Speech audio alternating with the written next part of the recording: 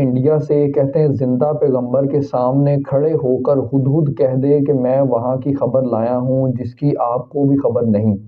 ہدہد حضرت سلمان کو حضرت سلمان کا گستاخ نہیں بنتا، تو آج کوئی کہے کہ رسول اللہ صلی اللہ علیہ وسلم کو علم نہیں تھا تو گستاخ بن جاتا ہے۔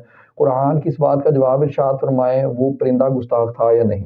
بیٹے فرحان راجہ، آپ انڈیا سے بول رہے ہو، پہلے ہمارا عقیدہ تو سن لو۔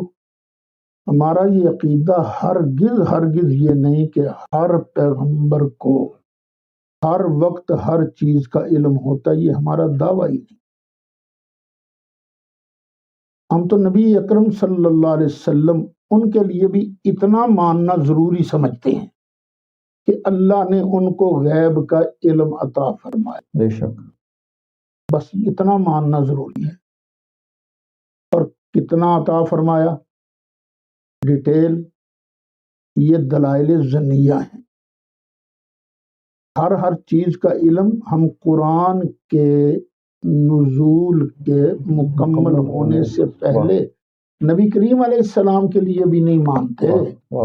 ہم جو کہتے ہیں نا سرکار ہر چیز جانتے ہیں اللہ کی عطا سے، تو یہ کس وقت رب زدنی علما، اللہ نے خود محبوب علیہ السلام کو دعا سکھائی تھی، یا اللہ میرے علم میں اضافہ کر، میرے علم میں اضافہ کر۔ تو سرکار کا علم بڑھتا گیا، جو قرآن اترتا گیا سرکار کا علم بڑھتا گیا، اور قرآن میں سب کچھ ہے۔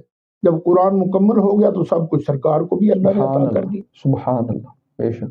دین کی بات پھیلانا صدقہ جاریہ ہے، ثواب کی نیت سے ویڈیو کو شیئر ضرور کیجیے۔ جزاک اللہ۔